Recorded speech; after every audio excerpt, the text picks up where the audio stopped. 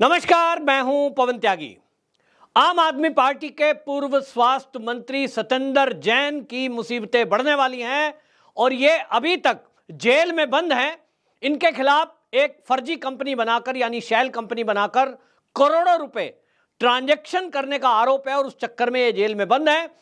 सूत्रों की माने तो ये कोर्ट में भी खुलासा हो ही चुका है कि ये जो है सत्येंद्र जैन, इन्होंने हवाला के जरिए करोड़ों रुपए विदेश से मंगाए।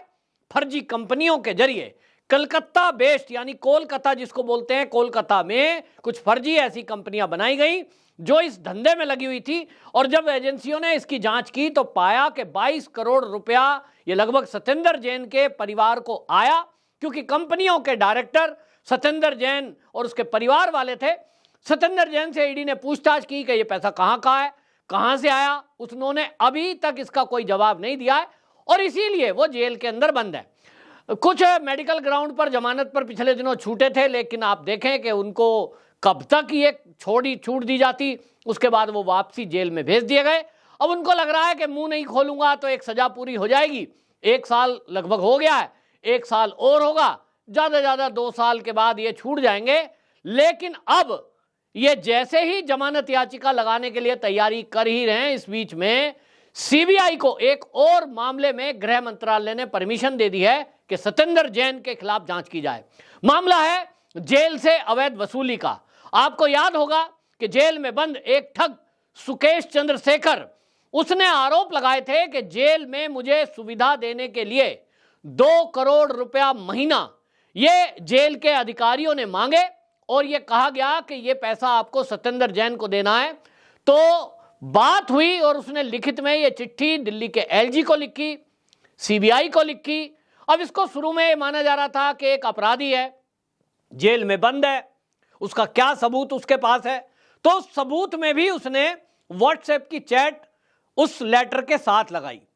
अब इस मामले में यह पत्र एलजी के पास था, क्योंकि वो विधायक हैं और विधायक में आप कार्रवाई करना चाहते हैं तो एलजी परमिशन करेंगे, गृह मंत्रालय से उसकी अनुमति आएगी और वो अब अनुमति आ चुकी है। जी हां, सूत्रों के हवाले से ये खबर लगी है कि जो ठग सुकेश रंजन की एप्लीकेशन थी जिसमें उसने दावा किया था कि 2-2 महीने इस तरह से उसने जो है वसूली, अवैध वसूली ये जेल में चल रही थी, जिसके लिए उसने 10 से 12 करोड़ रुपए इन लोगों को दिए हैं। उसमें अधिकारी का नाम भी खोला गया है, पूर्व जेल के जो अधिकारी हैं, पूर्व जेल अधीक्षक राजकुमार, उनका भी नाम लिखा है।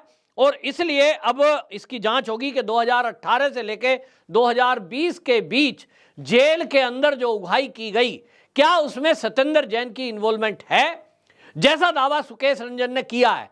क्या यह पैसा जेल अधीक्षक, जो उसके घर भी करोड़ों रुपए बरामद हुए हैं, तो क्या यह पैसा सत्येंद्र जैन तक जाता था? क्योंकि आरोप सत्येंद्र जैन पर भी लगे, जेल उनके अंडर में थी। और ये हमने देखा कि दिल्ली की सबसे सुरक्षित कहे जाने वाली तिहाड़ जेल, जहां कई बड़े बड़े आतंकवादी बंद है, सत्येंद्र जैन की किस तरह से मालिश चल रही थी। बाहर का खाना चल रहा था। एक अलग कमरा तो इसलिए दिया गया क्योंकि वे वो मंत्री थे, बाद में इस्तीफा हुआ। लेकिन सवाल यह था कि एक स्पेशल सेल सुरक्षा के नाम पर अगर दी जाती है तो क्या उसमें पलंग उपस्थित हो सकता है? क्या वहां मसाज हो सकती है? क्या वहां बाहर का खाना दिया जा सकता है बिना कोर्ट की परमिशन के? यह सब चल रहा था। वीडियो टेप लीक हुआ, सीसीटीवी फुटेज सामने आई तो पूरे भारत में यह एक सवाल पैदा हुआ, क्या जेल के अंदर इस तरह से, और जो भी जेल कभी जानते हैं, जेल कभी गए या जेल से जुड़े हुए मामलों को कवर करते हैं पत्रकार, वो बताते हैं कि पैसे का इतना मोटा खेल चलता है कि अपराधी जेल में हो या घर में, उन्हें वैसी सुविधा मिलती है। बड़ी बड़ी अय्यासियों के इंतजाम जेल के अंदर हो जाया करते हैं।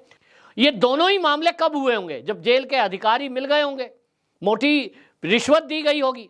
इन मामले में कोर्ट ने संज्ञान लिया था और यही मामला आप सोचिए कि देश की राजधानी दिल्ली में उस हाई प्रोफाइल जेल में चल रहा था, जहां बड़े बड़े आतंकवादी बंद है, खालिस्तानी मूवमेंट चलाने वाले लोग बंद है। इसका मतलब तो यह हुआ कि जेल के अंदर ये सुविधाएं और लोगों को भी दी जा रही हैं। एक जो सुकेश चंद्रशेखर है, वो ठग बताया जा रहा है कि साहब उसने किस तरह से फॉर्जरी करके लोगों से पैसे हड़पे। जब उससे वो खुलासा कर रहा है कि मेरे को सुविधा देने के नाम पर पैसे लिए गए, वसूले गए, तब क्या आतंकवादियों को ये सुविधाएं नहीं मिल रही होंगी? कई बार ऐसा आप देखते हैं फिल्मों में कि बदमाश है, उसको पुलिस की गाड़ी में बिठाया जा रहा है, फिर उसको अपने घर वालों से मिलवा दिया जाता है। हमने उत्तर प्रदेश के मामले में भी देखा कि मुख्तार अंसारी, जिसकी अभी हृदय गति रुकने से मौत हुई है, उसकी पत्नी, उसके बेटे की पत्नी, उनको मिलवाया जा रहा था। उसका बेटा अफजाल अंसारी जेल में बंद है, उसकी पत्नी को मिलवाया जा रहा था, अलग कमरे की व्यवस्था की जा रही थी। ये जो जेल में उघाई का काम चलता है, वसूली का काम चलता है, रिश्वतखोरी का काम चलता है, एक तरह से वो उनका एक छत्र राज होता है जेल के अंदर।